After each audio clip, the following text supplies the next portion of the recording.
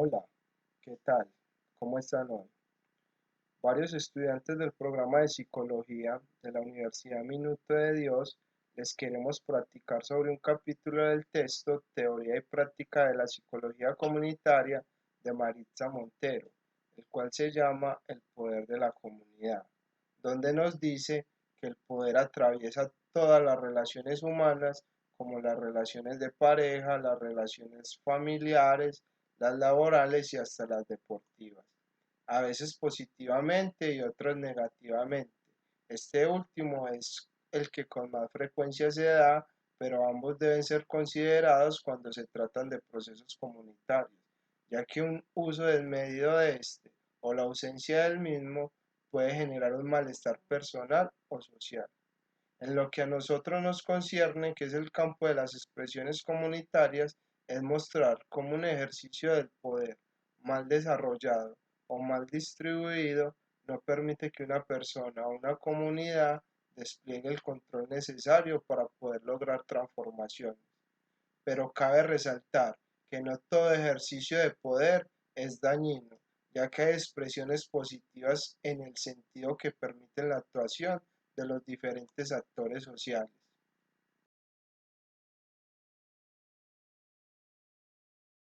El poder tiene diversas maneras de expresarse en nuestro ambiente. Puede estar en nuestra área personal, familiar, social, académico, laboral y puede manifestarse a través de la represión, el abuso y la persuasión. Muchas veces somos inconscientes de que el poder está ahí permanente, que puede transmitirse a nosotros o que también podemos generarlo en los demás. Es positivo cuando nosotros lo utilizamos como una herramienta o como un recurso para generar cambios y transformaciones positivas en nuestro ambiente social, pero es negativo cuando nosotros podemos ver que se ejecuta de manera abusiva, opresora y dominante hacia los demás. Muchas veces nosotros ni siquiera nos damos cuenta de que somos dueños del poder o que lo poseemos, y por eso es que somos fácilmente manipulables dentro de un entorno hegemónico. Entonces ahí es donde empieza el estudio de la teoría de la ideología, donde hay una relación entre el poder y entre la hegemonía. Y esa es una de las relaciones más tóxicas que podemos encontrar en nuestras comunidades, porque lo que intenta es afectar a las personas y a la sociedad, que es fácilmente de manipular, moldeable, esa que sigue unos parámetros de conducta que deja que los otros decidan por ellos mismos. Por ejemplo, en Latinoamérica, las personas se creen carentes de conocimientos y que son pobres, entonces no son capaces de decir por sí mismos porque son ignorantes o porque son débiles, entonces no son capaces de generar esas transformaciones sociales que los hacen únicos y que pueden generar un cambio positivo en ellos. Entonces el estudio en las comunidades no es algo sine qua non. Simplemente desde la psicología social comunitaria lo que se busca es llegar a todos los niveles socioeconómicos donde se ejerce el poder de diferentes maneras y donde se puede generar algún cambio, alguna transformación social, pero de una manera positiva. Entonces ahí vemos esa simetría, una simetría de la naturalización del poder. Esa naturalización donde las personas empiezan a ver todo como muy común y muy normal. ¿Por qué? Porque está una relación entre una suma, la suma del poder y la ignorancia, más lo que es la generalización. Entonces, ¿qué es lo que pasa ahí? Aumenta lo que es el poder, el dominio y se empieza a reproducir una y otra vez en nuestra historia. La psicología social comunitaria lo que intenta es erradicar esa naturalización y también lo que busca es generar modificaciones en las columnas o en esos pilares que mantienen la definición del poder. ¿Para qué? Para que hayan unos efectos más positivos en las comunidades y no solamente nos quedemos con ese efecto negativo. ¿Y cuál es? Es el que afecta a nuestro propio autoconcepto. Ese autoconcepto negativo de que no somos capaces, de que somos carentes de conocimientos y de que no conocemos nuestra propia historia. Siempre seguimos unos parámetros que nos dicen los demás y no somos capaces de generar unas transformaciones porque simplemente nos dejamos llevar por lo que dicen los otros. Así como le decía Martín Baró en sus estudios en las comunidades.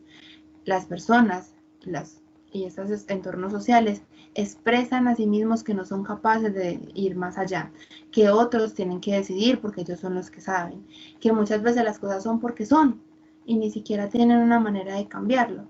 Entonces ahí vemos, nosotros tenemos esas posibilidades, eso es lo único que hay en nuestro entorno. ¿Acaso nosotros sí estamos pensando, si estamos haciendo una buena crítica frente a la situación o simplemente nos valemos de las quejas? Ahí vemos cómo la ideología o todo esto de la ideología está transmitido a través de la ignorancia, de la sumisión, que por medio de la hegemonía lo único que hace es que las comunidades sean cada vez más sometidas. Como lo mencionaba anteriormente mi compañera Viviana, las comunidades han naturalizado el hecho de ser sometidas por el miedo y las experiencias negativas que han tenido al expresar sus opiniones y sus inconformidades con los centros de poder estatuidos. Es por esto que es común encontrar comunidades que suelen considerar que las decisiones y las transformaciones residen en personas o grupos ajenos a su entorno, pues se suele pensar que no es posible generar una transformación.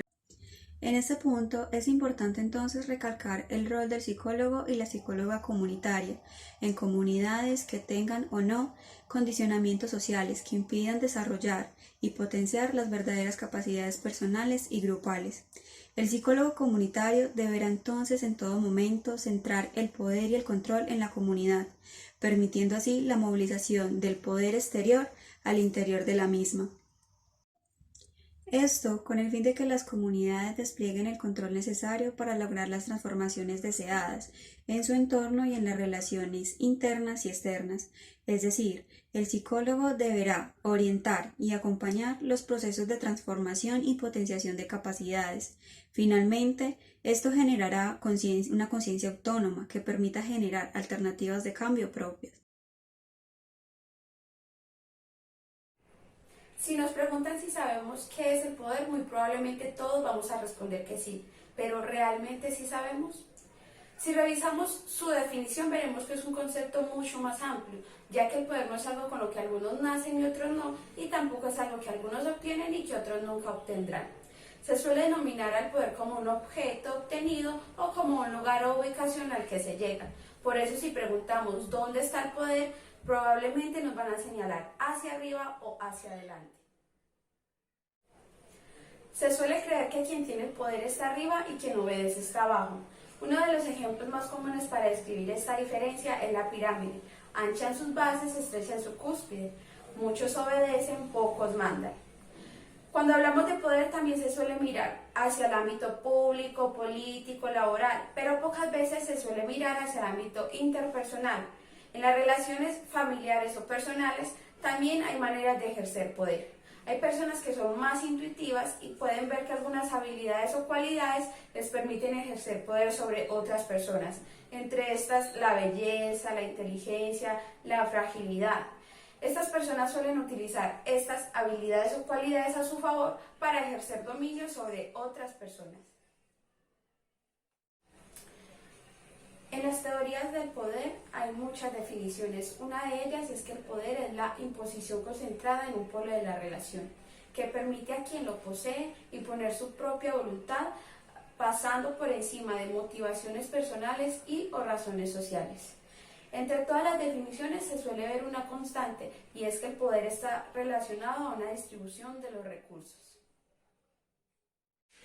La definición que se le suele dar al poder, donde muchos tienen poco y pocos tienen mucho, es una definición problematizadora que no permite ver los potenciales y capacidades de los dominados, ya que si un solo grupo de la sociedad tuviese todo el poder, ¿cómo es posible que exista la revolución, los cambios sociales, las movilizaciones violentas y no violentas?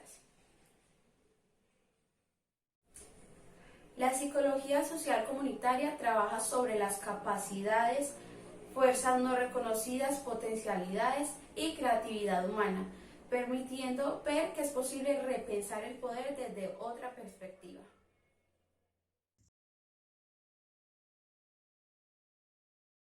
Algunas características de la noción de poder.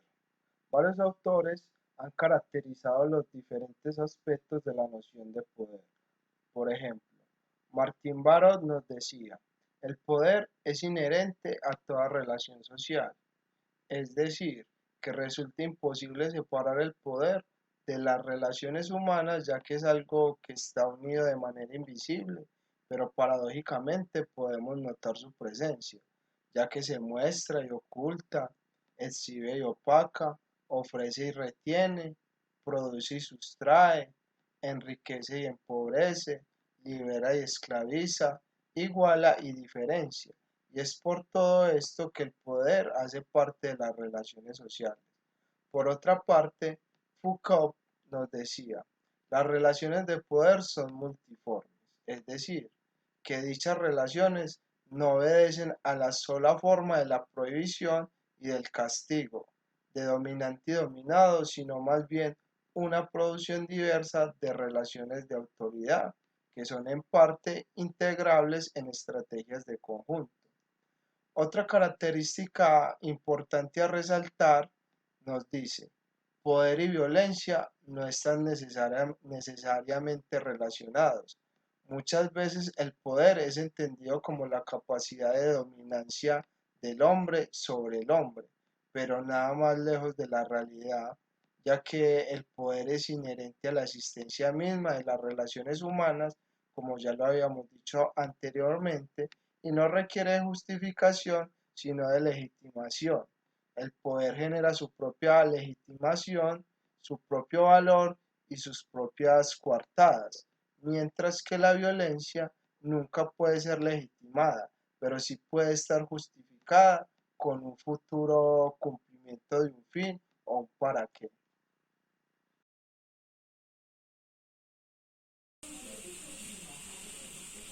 Poder de recompensa.